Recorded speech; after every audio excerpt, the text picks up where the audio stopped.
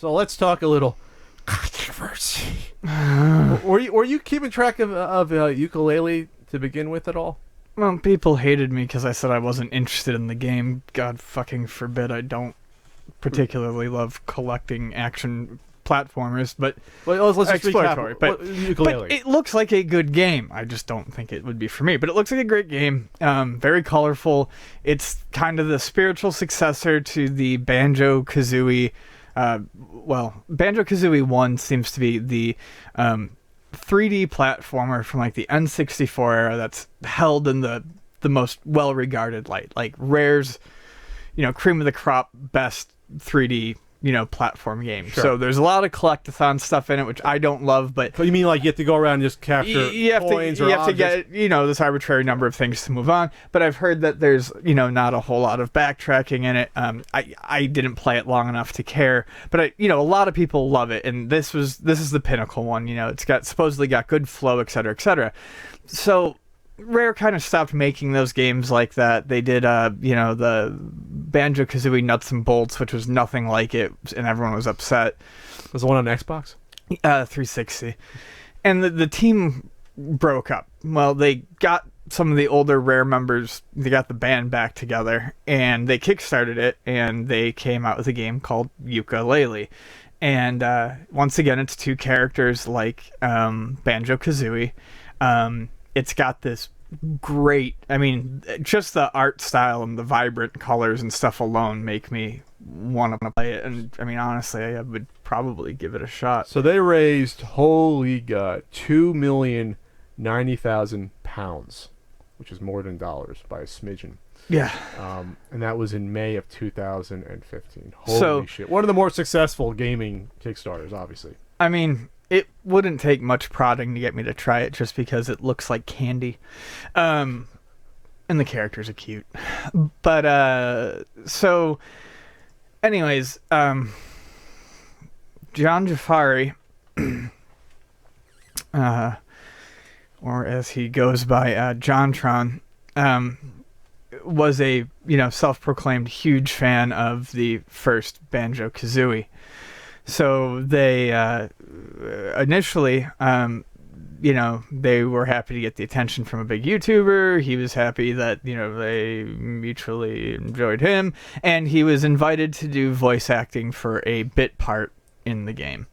And he accepted. Then Jontron comes out a few weeks ago and starts talking all sorts of insane fucking shit about immigration and race and nationality. And they decide to drop him drop his voice acting from the game. I actually, I don't know if you listened to the podcast from about a month back where I commented on this originally. Someone asked about how do you separate, because Jontron, this was before he went on and did this live stream with Destiny. He went on and talked But this was probably after the Arga... that's what I commented on. Whatever, yes. Yeah, I commented on, can you separate the YouTuber or artist from his art? And that's this decision you are going to have to make for yourself, without getting too much into the weeds of what the conversation was about. No, it was pretty rational. I thought pretty reasonable people agreed for the most part. That was before, obviously, this. So what I said is still valid, but there's wrinkles to this, obviously.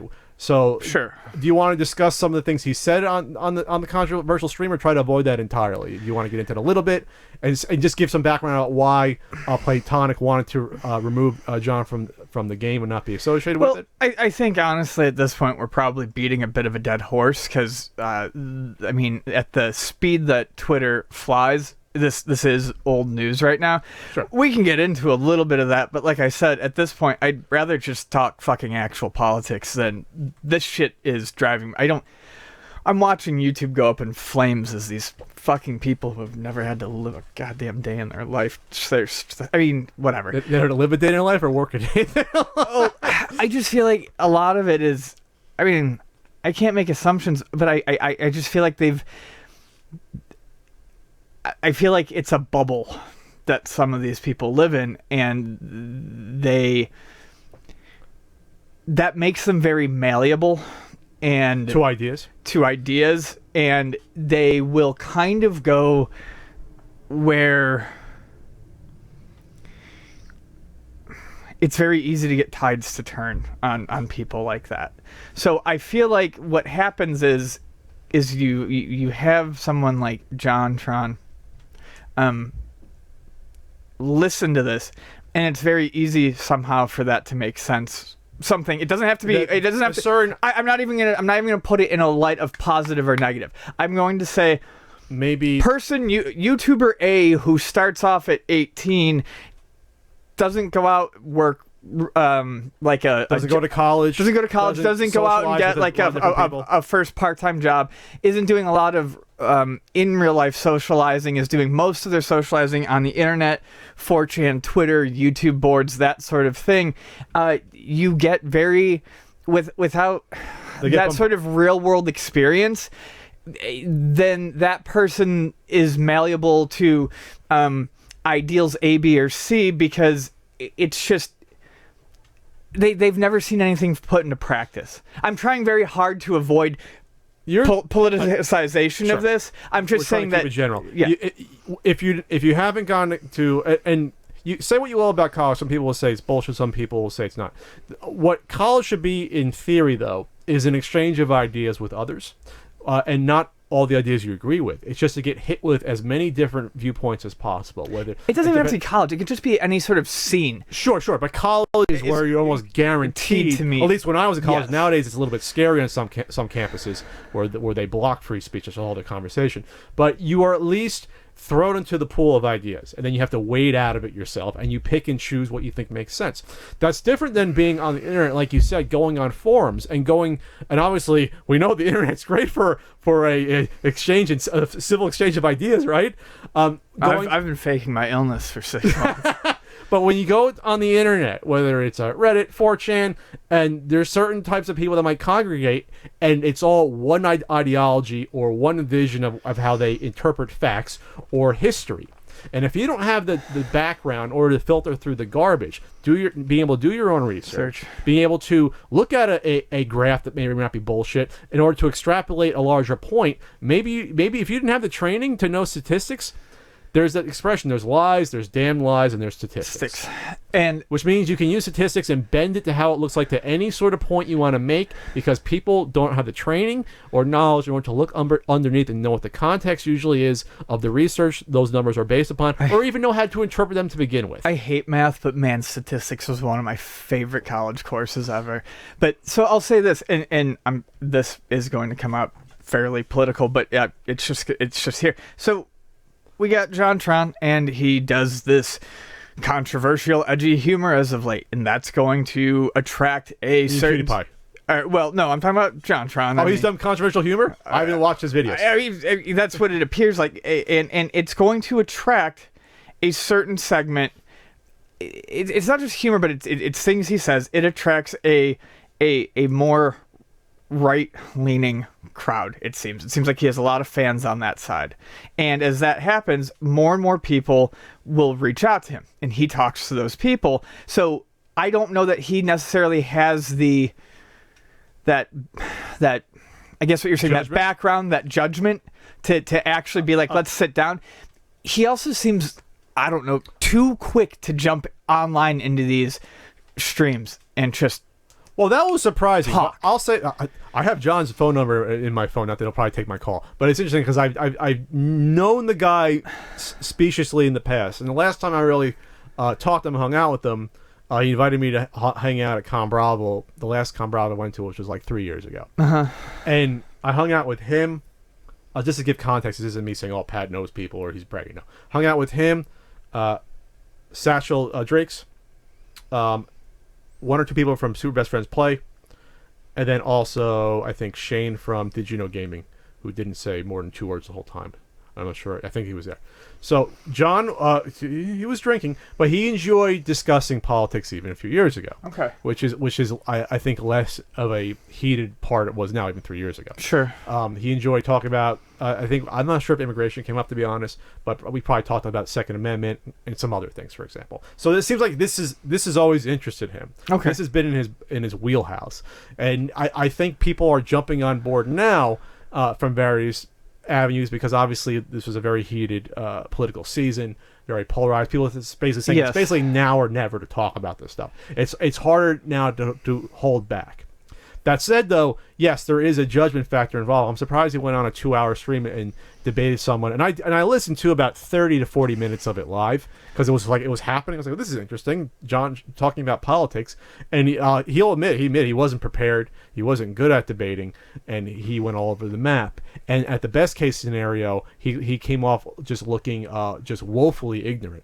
At the best case, even if you wanted even if you wanted to support some of the things he was saying in some aspects, he wasn't the guy to deliver those facts or that viewpoint. He was not a good representative of that sort of case. No. So what happens awful. then is that you have then obviously you're going to have people say what the hell is going on. His subreddit was even going after him, saying what the fuck are you doing, basically. Because he said a ton of fucking really shitty garbage things. Could be interpreted that way. It absolutely could. But here's the ramifications of it, is that you have someone, a developer, looking at this and saying, oh, okay, we put this person in our game. His voice is in our game. Oh, right. So this is why I didn't want to jump into that right away, though, because this was the point I was going to make. The real point of this is, if we're talking about Yooka-Laylee and Platonic, is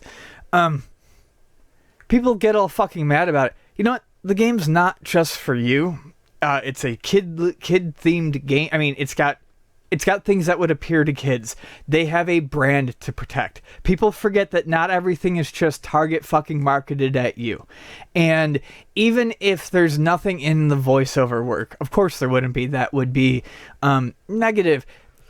Parents are at the point, and there are plenty of great articles out there about parents being like, this is what I heard my kids saying because they watch this, that, and the next thing. They just don't want their children to be associated with this stuff anymore. Platonic has a business to run and a market to think about. Well, sure. It's always risk reward. So they're going to piss off some people if they leave him in. They're going to piss off some people if they take him out.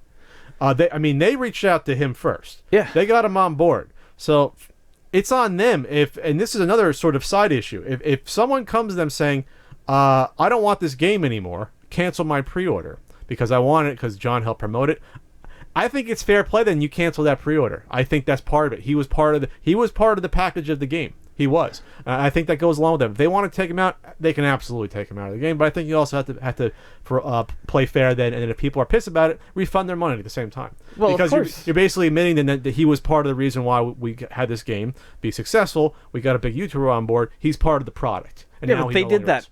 after. But people want the game because of him. Oh, well, helping it's promote not, I'm not saying that they shouldn't get refunded. No one's saying that. They got refunded. It's a pre-order through Steam. Right. I mean... Well, I'm not sure that's also carried through to the Kickstarter pre-orders, though.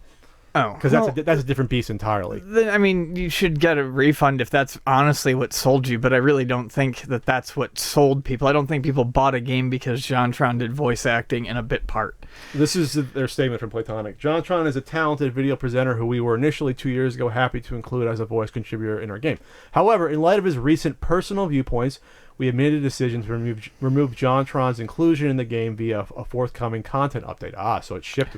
No, it's already done. That was the other point I was going to make. People just don't update it. We would like to make absolutely that clear that we do not endorse or support Jontron's personal viewpoints, and that as an external fan contributor, he does not represent Platonic in any capacity. Platonic is a studio that celebrates diversity in all forms and strives to make games that everyone can enjoy. As such, we deeply regret any implied association that could make players feel anything but 100% comfortable in our game worlds or distract from the incredible goodwill and love shown by our fans and Kickstarter backers. I wonder what percentage of people bought this game not even knowing he had a voice in it and would have never have known. That's something to consider as well. They might have brought more attention to this by actually taking him out. I would have never known again. You know, like I don't know if I remember originally. I didn't fucking know originally, but I mean, at the end of the day, it's their choice, and if they're doing it because they feel like they need to protect their brand or whatever, or even if they're doing it because they just fuck it, who cares? Sure. It's not like he did the voice of one of the main characters, and it's going to drastically change. He did the voice of Yuka or Laylee. Yeah.